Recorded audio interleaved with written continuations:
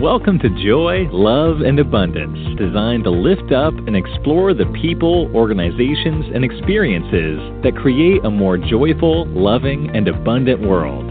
Join hosts Rodney Eric Lopez, Patrice Tanaka, and Cyrus Webb as they share stories and insights that will inform and inspire you. Enjoy today's broadcast. And welcome back, everyone, to Joy, Love, and Abundance. I'm Cyrus Webb, excited to be back with my friends Patrice Tanaka and Rodney Eric Lopez today for today's program. How are the two of you doing today? Good. Doing great. Yeah, thank you. You know, always looking forward to this time with us, and also want to say thank you so much for those joining us on the radio dial in Mississippi at WYED 94.1 FM. I'm enjoying seeing your comments online on our Facebook fan page for the radio station, and also those tuning in to the podcast. Thank you all so much for the support. Guys, you know, I know we all have some things that we want to talk about that really stood out to us this week, and we'll get into that. To kick things off, though, I texted you guys and told you about something that I heard that really, I think, inspired me, and I hope will inspire our audience, and that is when going through challenges and trials, the importance of realizing not giving up. And there was that address by the president last week, and where he was talking about, with the pandemic in the frame of help being on the way, and now it's not the time to give up. And I thought about that message for myself as well as for our audience, because I think when we're going through something, I know speaking for myself personally, it is sometimes it's hard not to see, an easy way out. And it's easy to get lost in that. And so I know for me, I think about the most traumatic thing that's happened in my life was the death of my grandmother in 2014, and how I struggled with it because it was such a heavy thing for me. But, thinking about her in a positive way and the lessons she taught me really helped me. And I've been sharing that with my audience as on the radio. I'm curious for the two of you guys. I mean, what helps you to not give up when things aren't going well? What is it that kind of stands out to you that helps you to keep going? It's a great question, and it's a great topic. Cyrus, I appreciate you bringing it up to us. It almost sounds cliche. In fact, it may even be cliche for some people, but I'm thinking of that very old saying that says it's always darkest before the dawn. There are always going to be trials, but eventually help does come, and particularly if you reach out for it. I remember thinking about a time in my life that was pretty difficult. It was pretty dark. I had gone through some very serious emotionally turbulent times when I was, part of a religious community that was it was a very, very, very, I went through some very difficult times in this one particular faith institution I was a part of. And I remember feeling like I was alone. I remember feeling like no one understood me and very much out on a limb. And, it took years, but eventually reaching out to friends and even reaching out to a really good therapist was really important part of finding healing and finding support. And I'm thankful that I did. But for a while there, it seemed like a really dark time. And so, we're going to go through some difficulties. We're going to go through some challenges in life, but help can be on the way if we're open to it, if we're open to receiving, and and sometimes if we even just simply ask for it, we can get that help that we need. Yeah, really good point. Thank you for sharing that, Rodney. Patrice, what about you? Well, I love the idea of, not giving up, never giving up. And in fact, that's kind of my personal ethos. I guess that it's kind of how I've survived and thrived over the years. My mother always used to say, where there's a will, there's a way. And she was always very upbeat and optimistic about it. And it suggested that, there's a way out of this. There's a way forward. So I always lived with that idea that, yes, if we can come up with something together and, we'll be fine. We'll get out of this mess, this rut, or this stuck place. So I really believe in the if there's a will, there's a way. If you already accept that it's never going to happen, or you're going to fail, or not going to succeed, well then you're already done, right? Yeah. But if you don't accept that as the starting point, then hey, you can pretty much, create your own future. And I'm all about that. In fact, when I talk to young people, they're always anxious about their careers and their lives. And I said, let me just reassure you, you don't have to be the smartest or even the most talented person, in your organization or in your class or, in your group. But you have to be willing to persevere longer than anyone else will. And if you do, you can win. But if you give up too quickly, you've lost, right? So just don't give up. Just keep going until you achieve whatever it is that you want. So anyway, that's kind of the way I look at it. Yeah, and I think, too, for our audience out there, I think regardless of where they are, and regardless of what they're going through, I think, I mentioned, of course, death, and what you mentioned, Rodney, is so powerful. And Patrice, you, I think it shows that, all of us are going through different experiences. And even though we say, in general, 2020 was a challenging year, for many people it was challenging for different reasons. And I hope our audience realizes that two things, based on even what I think the three of us said. One, the importance of not giving up on yourself. But also, Rodney, I love the fact that you brought up the fact that don't be afraid to ask for help. I mean, I love the fact you mentioned that about the therapist. Yeah. And I think that is another important thing. Is that kind of, Patrice, what you hope the audience is able to realize as they're kind of looking at their lives, the importance of realizing that we can be in this together? Yeah, ask for help. That's so great, because then you have somebody brainstorm with you about the way forward. But if you just sit silently, scared to talk, and just worried that, the world is going to come to an end, that's a very scary and dark place. So, yes, reach out, whether it's to a therapist or to a good friend or to a family member, just reach out, because you can get help. Yeah. And I think for myself, sharing my experience and reading about others who went through it helped me. And then even sharing with other people, I think, and using my radio platform, it was not easy for me to do. But I think the people I had come to me saying, they had lost a parent or a friend, or, it just was interesting how the camaraderie was there. Rodney, what about for yourself? What do you hope the listener takes away from that aspect of not only, of course, the importance of not giving up on themselves, but not being afraid to ask for that help if needed?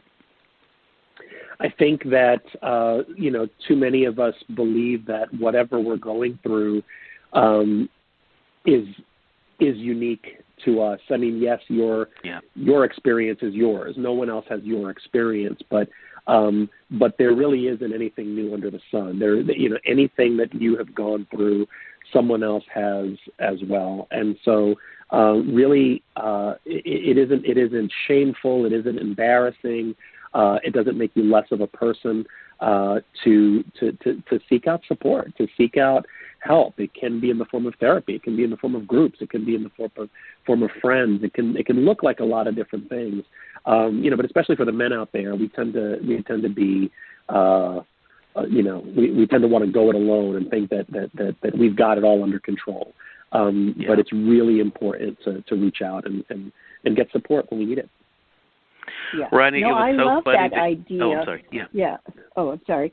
Of asking for help, and then earlier in the week we had a discussion about saying you're sorry. Two things that a lot of people think are signs of weakness, right? But I actually see them as signs of courage and opportunity for growth, right? to ask for help and to say you're sorry when you're wrong.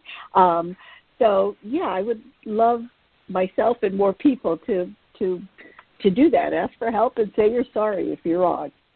Yeah, that's right. Rodney, no. That's great, Patrice. Rodney, you said something, and it's so funny, and I should let the radio audience and podcast audience know. We literally just talk about these topics the day of these shows. So Rodney and I had not even thought about this, but Rodney, as you were talking, I was thinking, this is especially important for us guys. I was thinking that before you said it, because I think that is unfortunately part of the illusion that, we just, we're supposed to just be able to figure it out and just, and go on and make things happen and, all of that. And do you think though, Rodney, I'm curious as to your thoughts about this. Do you think that is changing? Do you think that idea of we have to go it alone is something that is evolving? I believe it is. I believe it's changing. I think that as social dynamics, in terms of the way women are ascending in the world, and the way that roles are changing in terms of roles at home, roles in business, roles in society are changing. I think that it is becoming less and less of an issue, for men to express vulnerability and openness and to ask for help. But we're not there yet. And I think that there continues to be a need for us to be reminded that we do well tend to our emotional health and to not be afraid to be vulnerable.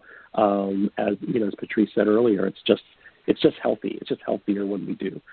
Too many of us die too soon because we kept too much of the stress held on inside. Such a great point. I couldn't help but think about Michael Phelps, right? I mean, I look at him being part of these therapist commercials, and I think that is such a bold thing because people could easily look at him and say, oh, you know what, he shouldn't be doing that. I think for someone like him with his profile to be on there saying it's okay, to get help, it's okay to express the way you're feeling. I hope you're right, Rodney, that will continue, that tide will continue to turn. Patrice, I hadn't planned on, this is just kind of evolving as we're talking here. I know this is, Women's History Month and a lot of attention being put on women's empowerment this month. Do you think, too, that, but I also know that women are, a lot of these households, are kind of bearing the brunt of a lot of this pressure. What do you think? Do you think that women are getting the support they need when it comes to this topic of not giving up and having help available for them? Yeah, I guess when I think of women right now, I actually think it's a glorious time to be a woman because, we have women as vice president of our country, women in the cabinet, we're achieving.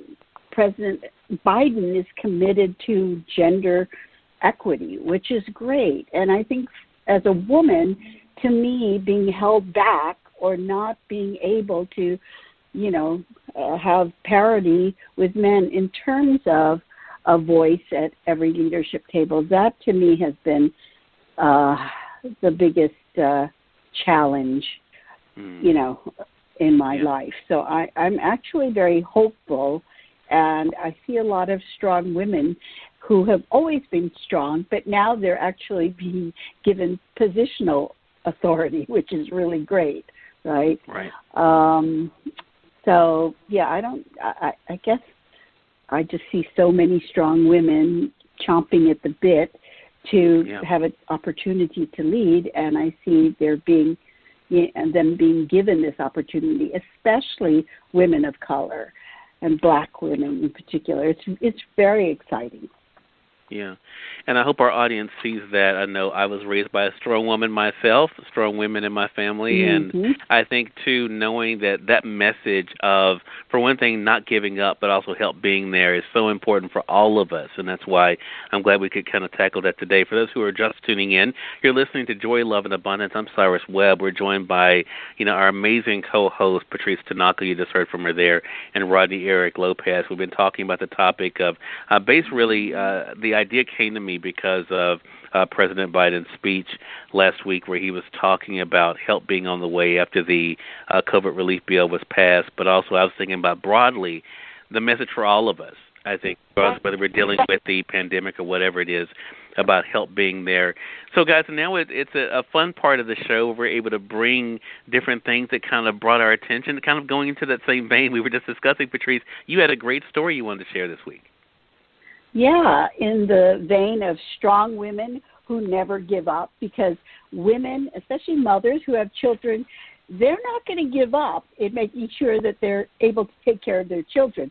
So they are the ultimate, persevere until the nth degree, never give up.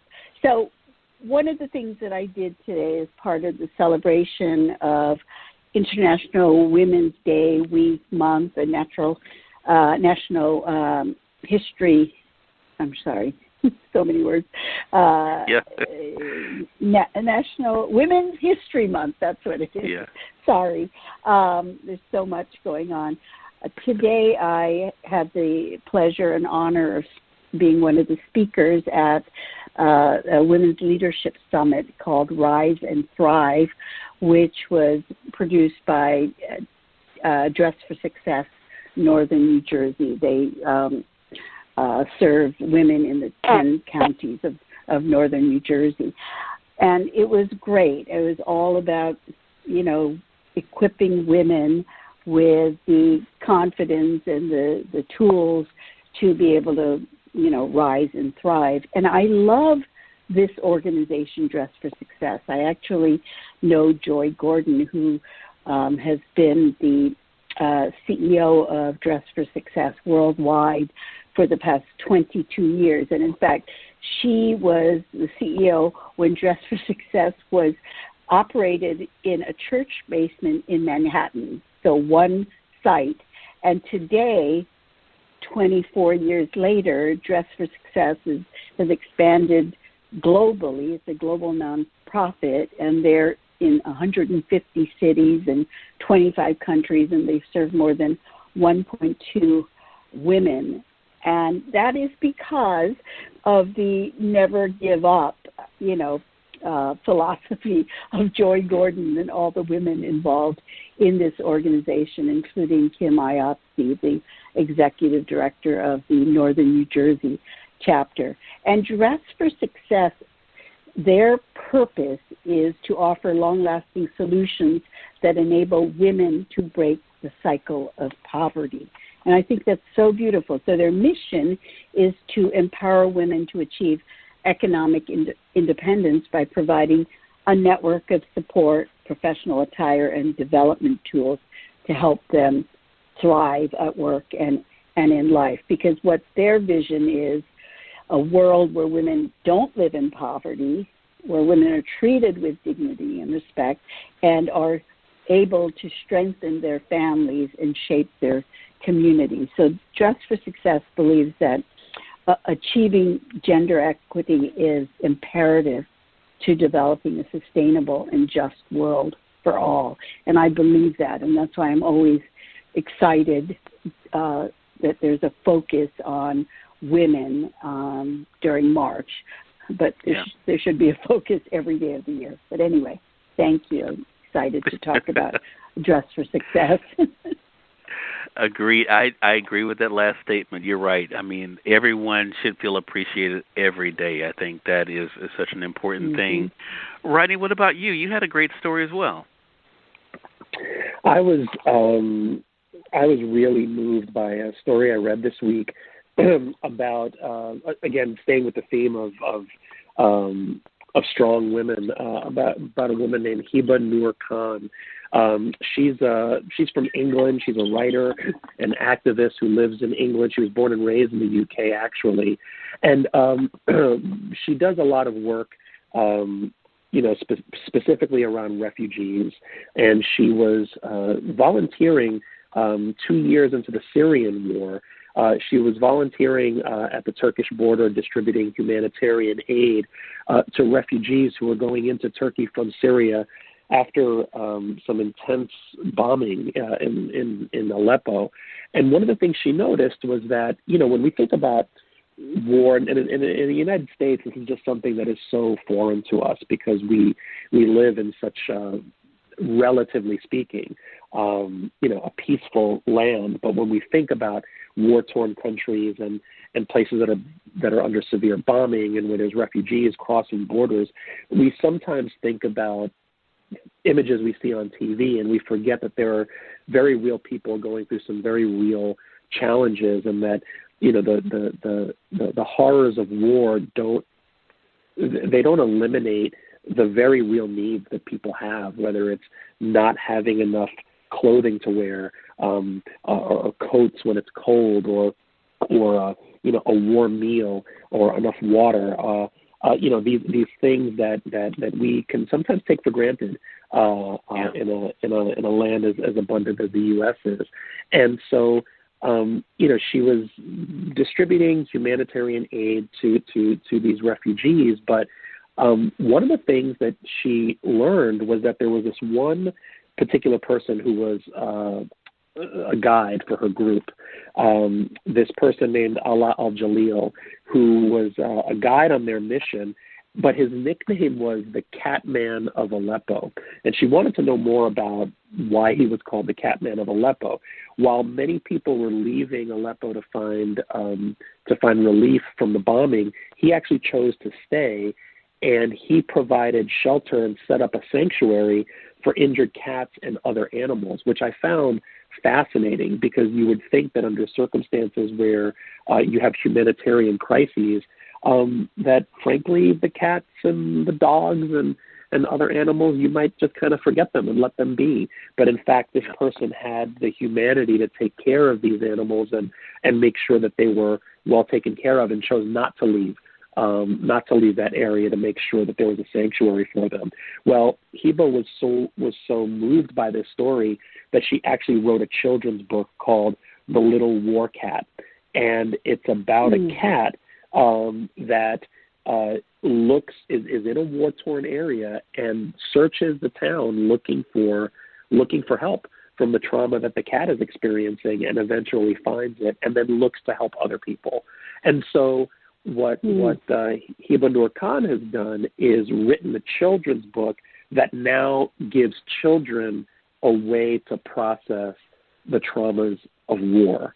And so I think this is an astounding story, because you have someone who didn't, who was just doing what he felt called to do, and winds up inspiring someone else to write a children's book that's going to help countless more people process the trauma of war. And so it's called A Little War Cat, and it's published by Pam Macmillan. And I just think it's a beautiful, beautiful story of humanity in crisis, and someone converting that into a story that can then help others. And who never gave up, really, even on cats That's right. and other animals. Love it. That's right. That is so cool. Thank you so much for sharing that. Mine is someone I had a chance to talk to on Conversations Live, the radio show. It's motivational speaker and author Arthur F. Coombs III. He has a new book out called Hard Easy, a get real guide for getting the life you want. And he contrasts, because when I went into the book, I was like, what is it, hard easy? What does that mean? He contrasts living hard easy to what most people do, he says, which is living easy hard, meaning they're looking for the shortcuts. They're looking for the get-rich-quick schemes. They're looking for, that instant gratification that does not last. And what he then proposes is choose a hard easy life where you go through the challenges, you bump your head, you bruise your knees, you have those hard knocks, and it prepares you for the greatness on the other side, and you're ready and prepared for it. And I love this book, because I think it's just by nature I'm gangster that way. I like the fact that I don't mind going through the scrapes and the bruises and stuff. I don't look for the easy way. I look for what I think is going to be the lasting way. And that's what he talks about in the book, is how if you want longevity, if you want success, if wealth is your thing, whatever that is, it's not going to come to you easily. It's going to come to you with the hard lessons, the relationships that didn't work out. He talks about that. And, I mean, there are going to be things that don't go right to prepare you for what is right for you. And I just thought that was such a great book. Again, it's Arthur F. Coombs III. The book is called Hard Easy, and I just love that concept of don't be afraid of the challenges. Face the challenges to prepare you for what you want. I love that because, again, that kind of ties into what we've been talking about. Don't give up easily, right? Do the hard thing, do the hard work so that you can enjoy the fruits of your labor. Mm-hmm. Yeah. And I think the three of us are all proof of that philosophy, to be quite honest with you, from what we've even shared on this broadcast. You know, Patrice, yourself, and Rodney, and myself, I think we all have shown that this life is not easy. It's not, there are going to be those challenges. But again, hey, like we've been talking about, never giving up, and keep moving forward because you don't know where it's going to lead. I'd love to hear from you, our audience, both for our radio audience in Mississippi and our podcast audience, what you're doing to not only to be able to keep moving forward, to never give up, but also how are you inspiring others? Please feel free on the WYAD Facebook page. Feel free to give us your thoughts on that. And also those joining us via the podcast, we'd love to hear your comments as well. Rodney, Patrice, another great show. It's always a pleasure being with the two of you and spending this time to talk about how we can build our joy, love, and abundance and not lose it, even with all the challenges that we face. Any final thoughts from the two of you? I love the through line of these conversations. Really, just the synergy and the alignment. It was wonderful to be a part of. Yeah.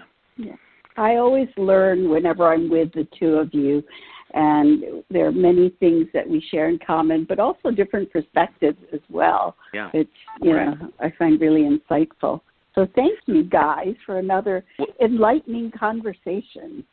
Look, I thank you, Patrice. I want to give you a special shout out. I shouted out last week about this show would not exist without you. But I also want to say this: what I love about you, and I think Rodney would agree with me on this, you are so intent on lifting others up that you're around, and you do that in the way that you're able to profile these organizations like what you did today. And I think that is so important. And it's one of the things I try to tell people all the time.